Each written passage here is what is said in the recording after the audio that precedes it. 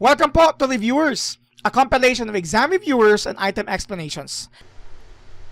So itong next question po is about divisibility.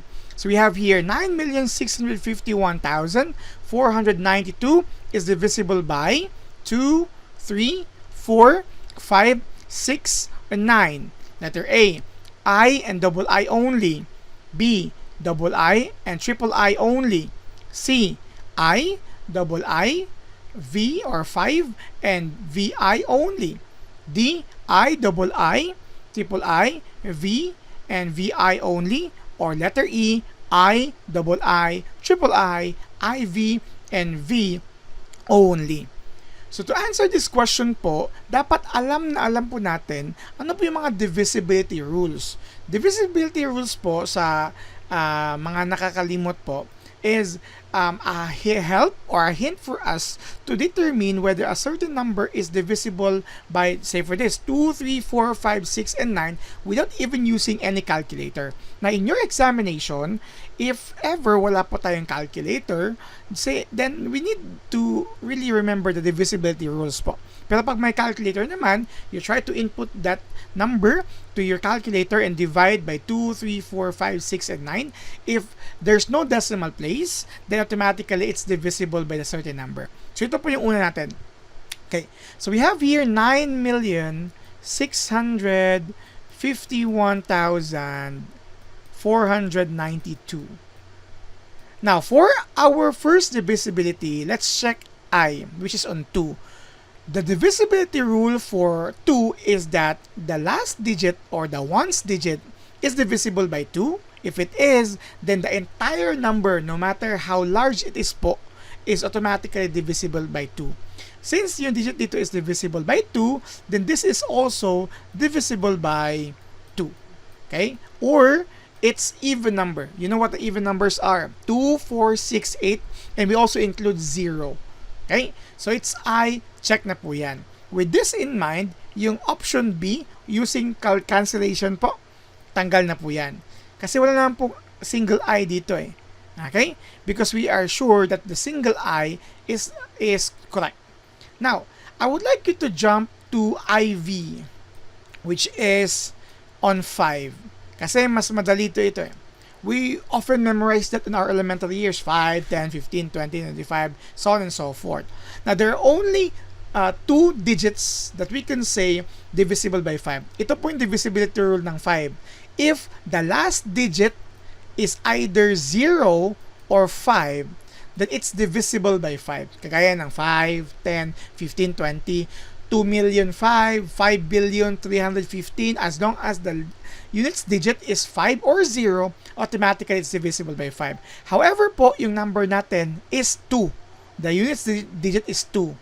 Automatically, it's not possible. So, IV is not possible here. Okay? So, tapos na po itong 2, it's not possible IV.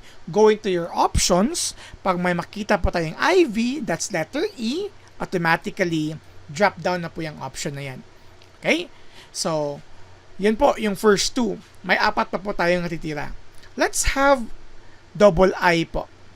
Okay, double I for 3. Now, here's the hint po for the divisibility rule of 3. If we are going to add all digits, yan, ito po yung divisibility rule niya. For 3, add all the digits, all talaga po. And if the sum or the total is a number that can be divided by 3, then the entire number itself is divisible by 3. Let's add first po.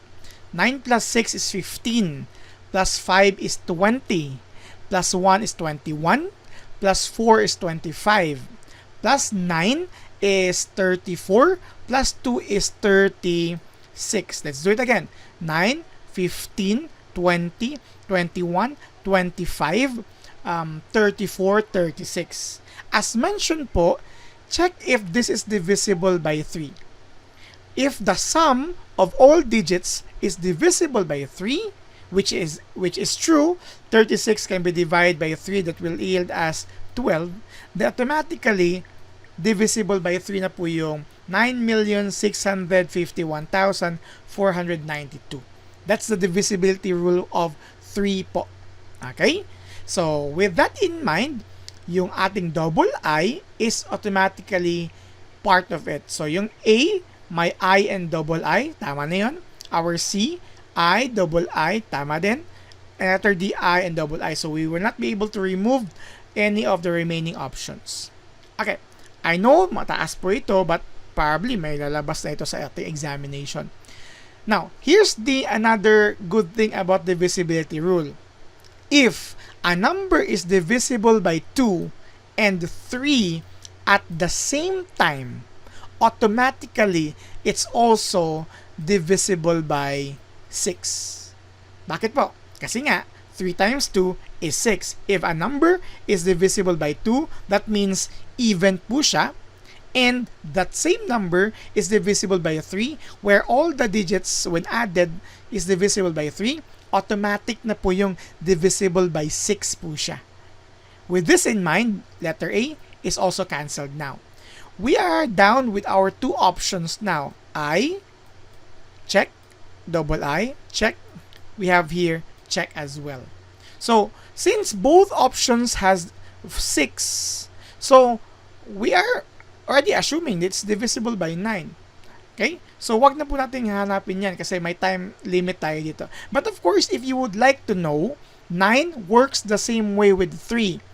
If all the digits, which is 36, the sum of all digits, 9 plus 6 plus 5 plus 1 plus 4 plus 9 plus 2, to which we know already as 36.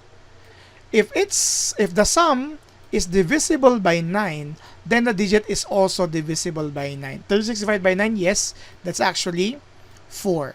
So automatically divisible by 9 na po siya. That's why it's included. So it works the same as a 3. Now we are down to our last divisibility rule. Kasi yung 6 tama na yan. The divisibility rule for 4. Okay. What do you think is the divisibility rule for 4? Okay. Ito lang po yung divisibility rule by 4. Kasi it works the same way. It's part 2 is actually part of 4. So dapat even po siya. Okay. Pag di po siya even, then hindi po siya divisible by 4. So since it's even, so tama na po yan. The divisibility rule of 4 is this. Take the last 2 digits. In this case, 92. If this is divisible by 4, then the entire number is automatically divisible by 4. Is 92 divisible by 4? Yes. It's actually, if I'm correct, okay, 18. No, not 18, sorry. It's divisible by 4, 20, sorry, my bad. I'm thinking of 15. I'm thinking of 5 rather. So, divisible by 4, that's actually 23. Okay? Because 4 times 23, you will have 2 carry 1, 4 times 2, 8. Yes. So, since 92, the last digit of this big number, large number rather, is divisible by 4, then automatically the entire number is also divisible by 4. With this in mind, the only option that includes I, double I, triple I, V or 5 and VI is our option letter D. So this is the answer to this item. I know napakahaba, but of course again, if you have calculators, you can automatically input that. But if you don't have, here are the rules for a sort of review. For 2, dapat even po siya, or your last digit is divisible by 2. For 3, add all digits. If the sum is divisible by 3, check. For 4, take the last 2 digits alone. If it's divisible by 4, then check. For 5, we have 0 and 5 as the last digit. And since this is not 0 nor 5, so it's not divisible by 5. For 6, if the number is divisible by both 3 and 2, automatic divisible by 6. For 9, we have to add all digits, and if the digits are, the sum is divisible by 9, automatic is divisible by 4. We also have divisibility rule by 7 and divisibility rule by 8. But it will take us much time here. I'm going to probably provide additional example for that kasi yung 7 is complicated yung rule niya eh. At sa 8, it works similar to 4 but it's not just on the last 2 digits. Anyway, just for this item, the answer here is divisible, or the number is divisible by 2, 3, 4, 6, and 9. The answer is letter D. Once again po, ito po yung reviewers. Don't forget po to subscribe on our channel, like our videos, and if kaya naman po, pakishare na lang din po. And leave a comment po for our future videos improvement.